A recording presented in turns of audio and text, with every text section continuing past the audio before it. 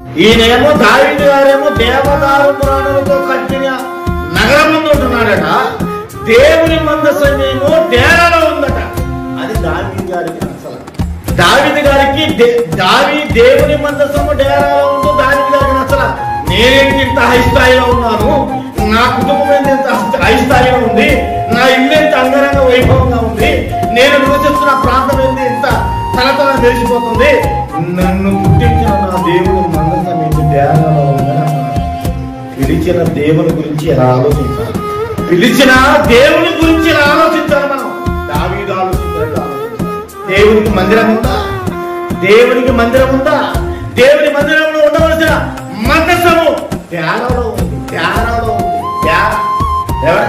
ఈయన మాత్రం దేవదారు పురాణంతో కట్టబడిన ఎవడ ప్యాలెస్లో ఉంటున్నాడు.